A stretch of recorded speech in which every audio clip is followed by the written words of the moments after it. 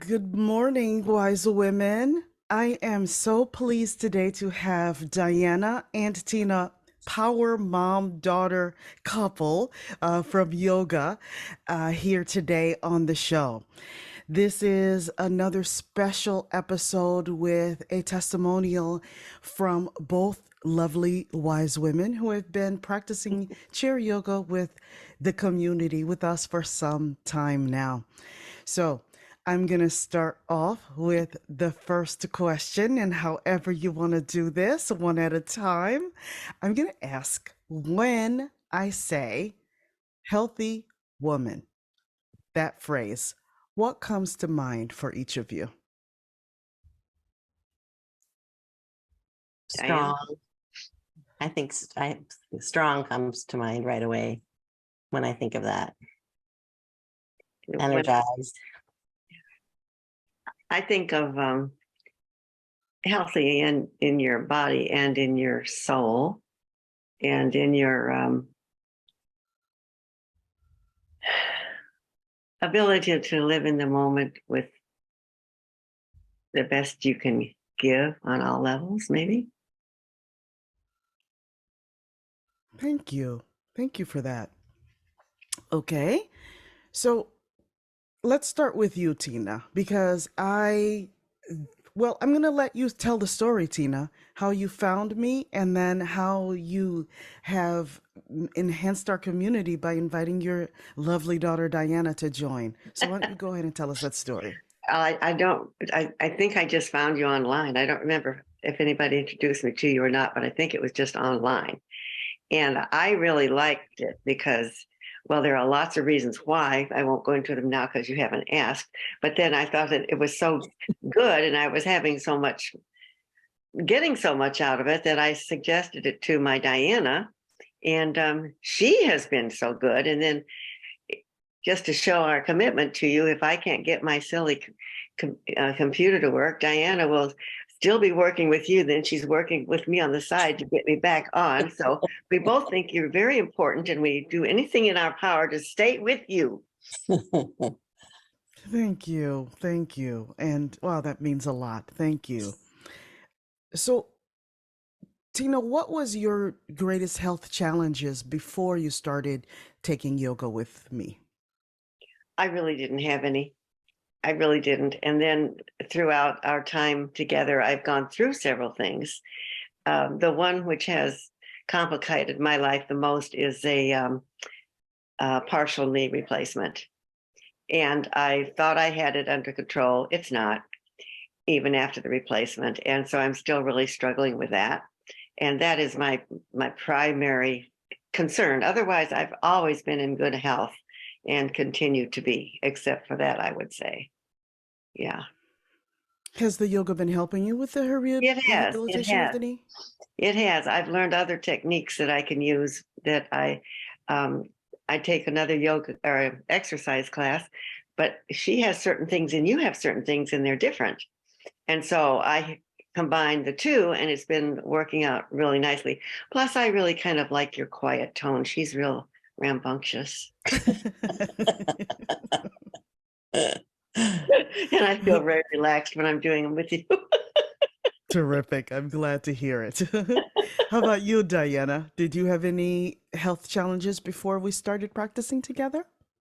I would say for me, it was really just, I had been very inactive for a long time. So it was sort of just affecting my ability to be comfortable in my body, just kind of a low grade pain all the time, just not comfortable. And so it made me feel, I think, physically older than my actual age, just because I wasn't moving around.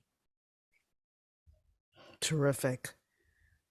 Tina, why did you choose to work with me versus another yoga instructor? And in this unique way over Zoom? Well, first of all, during Zoom, it was really nice to have, or during COVID, it was really nice to have somebody that's on Zoom.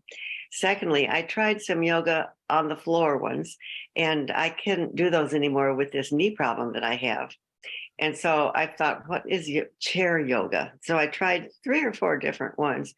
But what I really like is not only your moves, but I like your approach. I like the fact that you have medicinal background. And so you're always throwing in why we're doing things and what it's affecting in the technical terms. I like all that. And I just like your grace with it. Thank you. How Yeah. about you, Diana? Well, I chose you because my mom suggested that I do it. So Yet you stayed. yes, so as she mentioned, she's the one who introduced me to you, but then yes, I did choose to continue because the classes and working with you each week were making me feel better. And so, and it was also very helpful to have that accountability every week, somebody Yeah. live Mm-hmm. who's interacting with me while doing the yoga practice, as opposed to just like watching a video, because there's a lot Yeah. of videos out there that you could do, but it's a lot different than working with you live and in person. So, and I really like your approach and the way that you are so empathetic, and you are always very encouraging to everyone, regardless of what their particular abilities are, which I really liked because there's a wide range of folks in the class. Yeah, along those lines, I like the fact that you will, I like the fact that you are paying attention to each of us individually. You're not just teaching. And so you will respond if somebody needs to put their shoulders back a little more. You say it in a really nice way. And to me, that means that you really are paying attention to us individually. And I appreciate that a whole lot. And you're very conscious throughout your entire exercise to say great or good or something that's affirmative to kind of make you think, okay, I'm doing okay. And so that's all just part of your approach. I like it. Hmm. You know how we've had this discussion in class about yoga not just being relegated to the hour that we're together, and I try to impart yoga as a lifestyle and little tools you can use during the day. I'm curious to know if you have used that approach in your daily life. Do you have any specific examples? Let's start with Diana. I would say yes, I definitely have used some of them. Like I'll find that I have problems with my hips periodically, and so I will use the peanut butter jar technique to get my hips lubricated. So that's one that I definitely use when I'm starting to feel really stiff or kind of in pain. I'll do that particular one. So, for those of you who are watching or listening, peanut butter jar is one of my favorites to teach, and I do it a lot myself. Getting out of the chair if you're feeling particularly stiff, you've been sedentary for a while, it's super easy. Legs akimbo, hands on hips, and just imagine a huge peanut butter jar, and you're scooping the remaining peanut butter out of those upper edges, going Yeah. back and forth one way, then the other. So, thank you for that. I'm glad it's one of your favorites too. It is. How about you, Tina? Well, I came to this class after having been in many classes, really inhaling and exhaling incorrectly. Hmm. I would say inhale, I'd pull in, and exhale, I'd push out. And I can't imagine all the years that I've gone through exercises, and it wasn't stressed that inhale means fill everything up. And it took me a long time to make that change, but I'm so aware of it now, and I use it all the time. And especially when I'm getting ready to pick up something heavy or reach far or anything like that, I'm so aware of doing all the inhaling first and then exhale when you're really going to do the hard part. That's been really, really mind changing for me. And it took a long time to adjust that. But that was really, really cool. I And love that. yeah, that was probably my biggest thing. Yeah.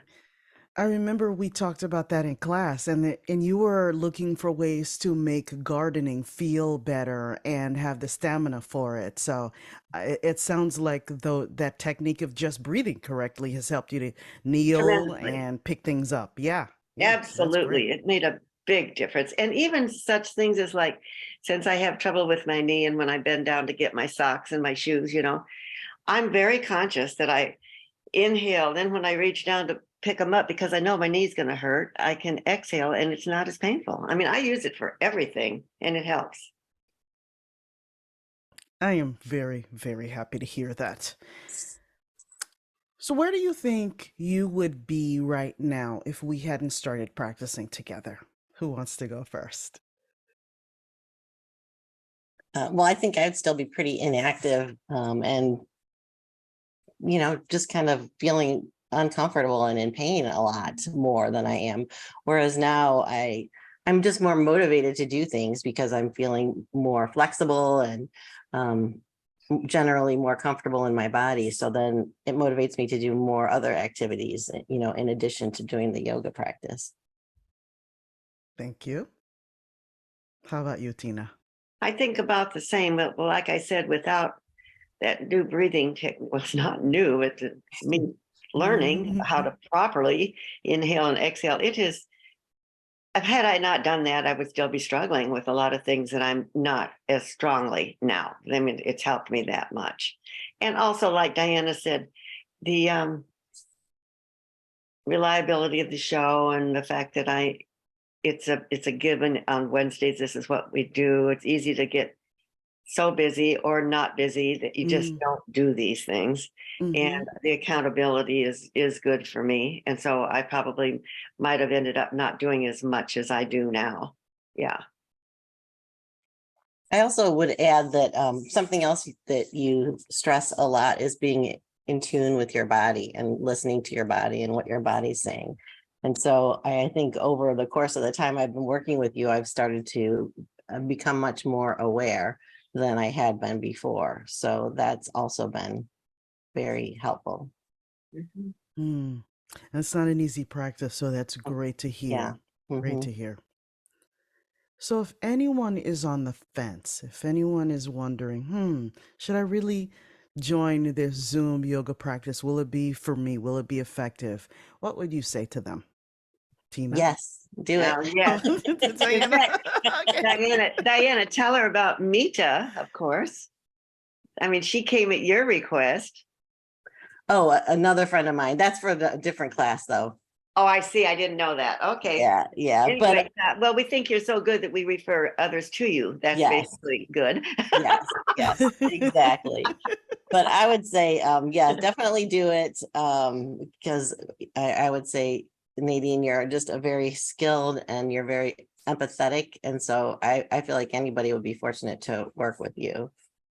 I do as well. You're kind, you're positive, you're excellent at knowing what you're doing. You don't stammer around. When you come to class, you know what you're going to do and you do it. And it's a joy because we are relaxed in the comfort that you know what you're doing and you're going to do a good job of it and make us feel good about it. Well, I can't do it without you.